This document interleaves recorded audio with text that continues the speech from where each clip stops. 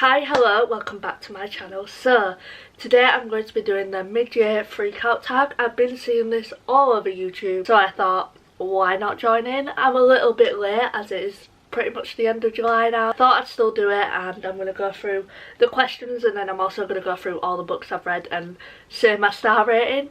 But yeah, let's get into it. This was so freaking hard not to repeat books. There is a few repeating. I've tried my best to pick different books for different things. I'm indecisive.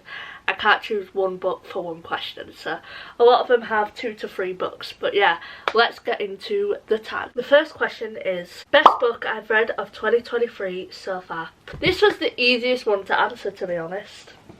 The Ballad of Never After by Stephanie Garber. This series is absolutely incredible. The first one was 5 stars, but this one is a 6-star read. Like, it is so incredible and phenomenal. This whole world and journey, I just want to be in this world. It is the best, and it also has my favourite character, Jax. I love this book so much, and once again Stephanie Garber is just constantly giving you twists, constantly leaving you shocked, leaving you wanting more. And I can't believe there's only going to be one more book in this series, and I'm so excited to find out how it's all going to come together and how it's going to end. But I'm also really nervous. But yeah, this book just, I am in love with it. So yeah, definitely read the Once Upon a Broken Heart series because it is the most incredible series. And I really want to reread this before, I think it's October when the new book comes out. But there's a lot of books that I want to read, so I don't know if I will end up doing that. And I do kind of want to read Caraval, but we'll see what happens. Anyways, yes, please read this. Next question is best sequel I've read this year. This is also really easy. Good Girl, Bad Blood. This freaking series, I literally love it so much. I just had such a good freaking time. Oh my god, the twists in this series it's crazy. The whole journey is crazy, and you really fall in love with Pippa, the main character. She's one of my favourite girl characters that I've ever read about. I highly recommend the Good Girl's Guide to Murder series. This is another series I really want to reread in October, but there's so many books I want to read. It's like, what do I do? Do I reread my favourites? Or do I read new books and find new favourites? This is easily the best sequel I've read. To be fair, I haven't actually read that many series this year, but yeah, I gave this 5 stars. Next question is new releases you haven't read yet but want to. I'm going to show the ones that I own first. First up we have Love Theoretically by Ali Hazelwood. I love The Love Hypothesis, and honestly I've been nervous to read her other books just because of how much I love that book. So I'm nervous to read her other books, but I've heard so many good things about this and I can't wait to get into it. Next we have Practice Makes Perfect by Sarah Adams. This plot just sounds so good because it's about a bodyguard falling in love with a good girl, bad boy. I can't wait to read this. The Love Wager by Lynn Painter. I've read 3 of Lynn Painter's books. Her books are just such a good time that I just can't wait to get into this, and they're also great palette cleansers because they're all really short. Like I've said a million times on this channel, Lynn Painter's books feel like you're watching a movie. Like, you could literally just sit and read them in one sitting because it's like watching a film. The other releases I'm excited for that I don't actually own that have already come out is Yours Truly by Abby Jimenez, I believe. Fourth Wing. It's literally everywhere. I have to read it. I think I'm going to love it. I'm excited. Most anticipated releases for the second half of the year. So we have quite a few here, so I'm just going to quickly run through them. A Curse for True Love, Love Redesigned, Checkmate, Betting on You, Wildfire, Things We Left Behind, If Only I Had Told Her, and Heartstopper Volume 5. Second half of this year is going to be incredible because there's so many good releases coming out and I'm so excited, especially for A Curse for True Love. Biggest surprise. So for this one I chose a couple books. First up we have Once Upon a Broken Heart by Stephanie Garber. I was honestly shocked by how much I loved this book because I'd never read fantasy before. I've never read anything like this. I was literally within like the first 30 pages, I was obsessed with this book. I knew it was going to be a 5 stars. I loved it so much, and I was just so surprised by how incredible Stephanie Garber's storytelling is. You just full on get immersed into this world. It's literally like watching a Disney film. I love it so much. The 7 Husbands of Evelyn Hugo. I gave this 4 stars, but I was honestly expecting to give this book 2 stars because it's literary fiction, it's not my genre. It was so freaking good. The twists in this, everything about it was so shocking, and Evelyn Hugo's character was one of the most interesting characters to follow, and all her flaws, it just felt so real. For writing, I had to choose I'm Glad My Mum Died because the writing in this, it's so freaking beautiful, and the way Jeanette McCurdy wrote her younger self was so sad. She was so incredible at writing her naive younger self. I just thought it was so well done. And then also the relationship between her and her mum, everything about this book was written so well in my opinion. Biggest disappointment: Magnolia Parks by Jessa Hastings. Please don't unsubscribe. I know so many people love this book, but I'm thinking about maybe rereading it, just because when I read this I was not in a good headspace, and I feel like that really differed my opinion on this book. It made me not want to read it because it was so freaking toxic, and I just don't think I was in the right mood to read this book, because I could actually see myself enjoying this if I was in the right headspace. But then also all the things that I did say in my video where I read this book, I completely agree with what I said. I don't take it back. I feel like this book was really repetitive. It was just the same thing over and over again, and I feel like it's way too long. I did give it 3 stars because there was parts of it that I actually enjoyed, but for the most part it was really disappointing to me, especially because of the hype that it gets. And I just wish I was a Magnolia Parks girly. Sadly, I'm not though.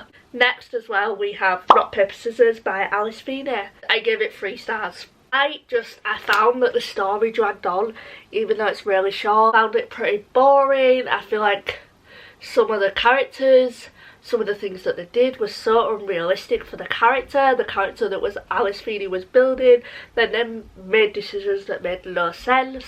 But I will say the twist in this, it's pretty good, and it got me. It was quite a good twist, I can't lie. Favourite new author, debut or new to you? Considering that I literally started reading, just realised I've still got my AirPods in. Considering that I literally started reading this year, every author that I've read from is new to me, but I would have to say Lynn Painter, just because I will always pick up her books. I know that I'm going to have a good time reading them. I know that I'm going to enjoy myself.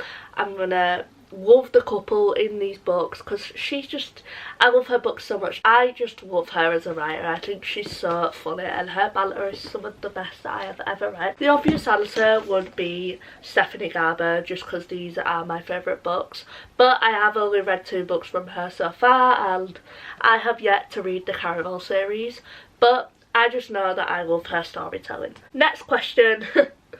This is what I mean by repeated books. Favourite character this year? I'm sorry, I've got to do it. Jax. I freaking love Jax so much. He is just so compelling. He's so, what's the word? He's so mysterious. I just want to keep reading about him, figure out like what's going on in his mind. Why is he doing the things that he's doing? Why does he act this way? I just love his character. He's so enticing. And yeah, I love him.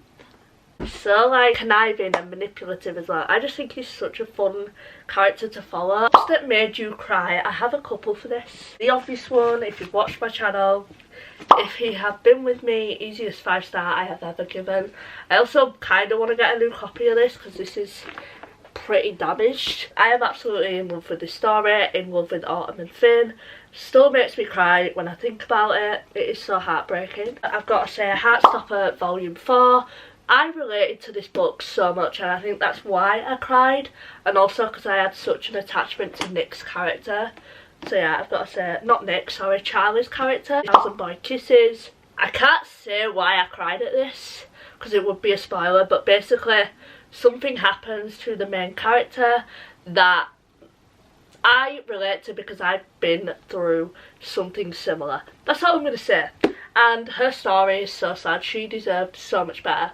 And it's just, I'm not okay after this book. Books that made you happy. A lot of the books I read make me happy because I love rom-coms and I read a lot of them. When in Rome, Sarah Adams. This was so cute. One of my favourite books and the book that made me fall in love with reading, The Love Hypothesis by Ali Hazelwood. This book is just, I never stopped thinking about it. I just loved it so much. The first Heartstopper, this was just so freaking wholesome. I love the whole Heartstopper series. The whole thing is just so freaking adorable, and I love Nick and Charlie. All of Lynn Painter's books, you knew that were coming. Most beautiful book you've bought so far. So because I love The Ballad of Never After, I had to get the paperback just because look how beautiful this is. I love the red on it, I love the foxes, it is just so freaking gorgeous. And I really want the Archer's version of Once Upon a Broken Heart. I literally just want to collect all these books. And then also a recent purchase is Tomorrow and Tomorrow and Tomorrow. I just think this cover is so freaking cool and beautiful. I love it so much. And I am literally going to look after this book so much because I do not want this cover getting damaged. I think this is just such an incredible cover. What books do you need to read by the end of the year? I have a couple that I don't own, but I'm going to show the ones that I own first. We have the Inheritance Games series.